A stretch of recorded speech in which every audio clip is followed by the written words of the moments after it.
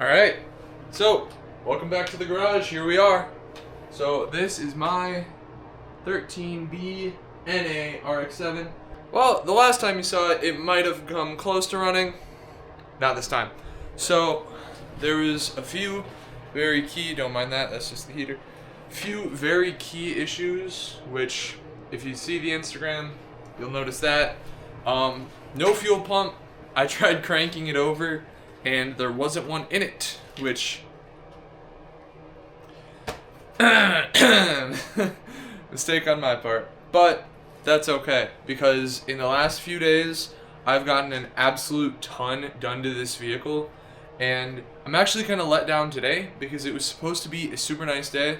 I live in Michigan, like the Upper Peninsula, and it was supposed to be in the 60s today, or in the high 50s, and it's currently not that. I have the heater running, and I'm still cold. So today I'm going to try and knock out the rest of pulling apart this engine. I already have the entire fuel rail system off, the upper and lower intake manifolds, the radiator shroud here with the... Actually, not with the fan. I left the fan in. We have the primary, secondary fuel rail sitting there. And my throttle body and throttle body spacer here, all the belts. My super duper ucky. It's kind of dried now. Super nasty. That was where my thermostat was, and it is absolutely disgusting. I don't know if there was coolant and oil mixing. I'm really hoping not, because that could be catastrophic for this engine. But there's only one way to know. So I'm going to continue pulling this engine apart, and hopefully, I'm really hoping that today this 13B naturally aspirated 6-port comes out. Alright, so now I have the harness most of the way out. It's obviously still connected. I took the water pump off because as much as I'd love to keep it, all as close together as possible, right here is just, it's a ton of space to have when you're trying to pull all of this out. And next up is going to be, don't fall. It's going to be this right here, which looks just like another part of my intake manifold. Obviously, you guys can see I had to trim off quite a few old hoses because there is absolutely zero give to them. They are rock solid. So it's going to be a real pleasure getting those off, but, we do it because we love it. I have to find the nut that was on there so I don't end up losing it, because I think it actually fell down, so I'll grab it so I don't lose all the... Actually, I'm just going to take it out so I don't lose the hardware. Alright, we'll set it in the miss box. Miscellaneous. So, now, honestly, there really isn't much else to it. Absolutely gorgeous day out. Super nice. GTI. I absolutely love this car. It's dirty right now, but absolutely love it. It's a beautiful day out. It went from a cold, miserable, awful day to a day that I kind of want to spend out here. I got music going, I have my car, and, what else could you ask for?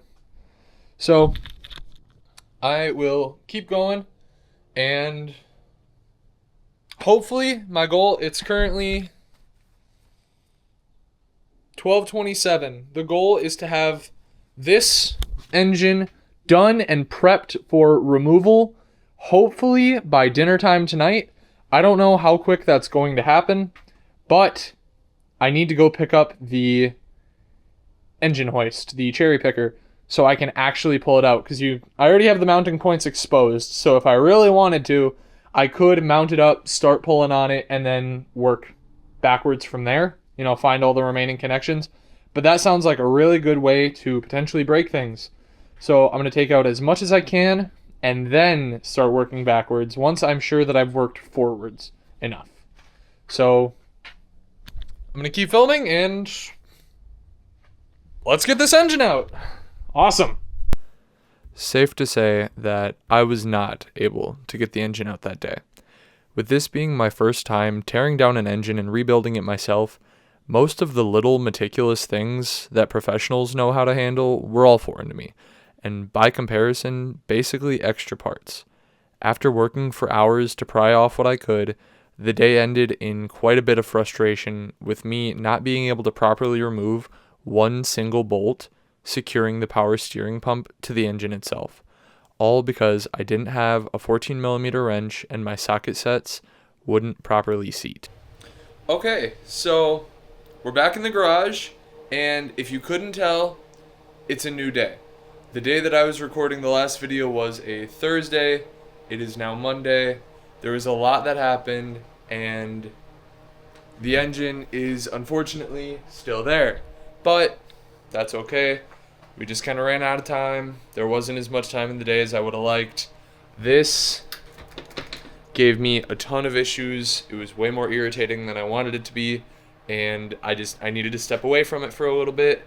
But we're back in the garage, and we're ready to get things going. I am here. I will be joined by my friend Ethan here in a little bit, and the big goal today is to actually get this whole engine out. Up until now, I had remained quite optimistic. This exhaust system would truly humble me. Let me show you why. Swear to God, Ethan. What?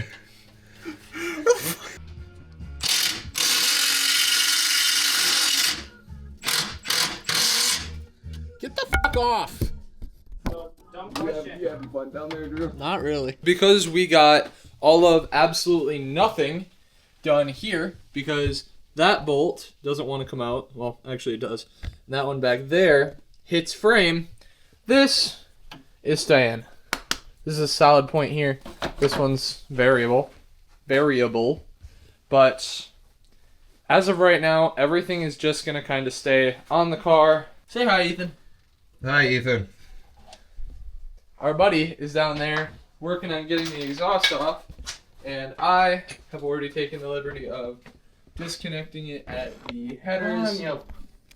I don't know if you can see it. Oh, there we go. We've already gotten all that. We're going to start undoing the drive shaft once the exhaust is off, and I'm actually going to leave the... You put these jack stands in the most retarded spot. I do that. But we are going to leave the trans bolted up. I'm just going to take it off, polish it up, and go from there.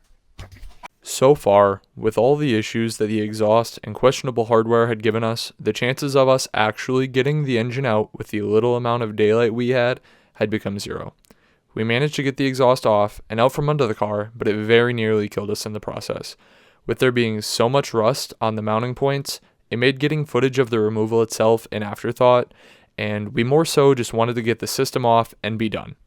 So as much as I'd love to say that the engine's out, there's still plenty of work to do on the car as it sits now. We were completely wiped out, just ready to call it a night. So unfortunately, that is where we leave off for today. Thank you all for watching. Be sure to tune in when the engine inevitably comes out, and I am super, super, super excited to show you how I plan to rebuild it, and that does include an Atkins rotary rebuild kit. I will walk you through all of the ingredients to the kit, all of my selections, and how I go through it. Big thank you to Ethan and Nathan for all of their help. They're some of my best friends, and you guys will be seeing plenty of them on this channel again. Thank you for watching. Bye-bye.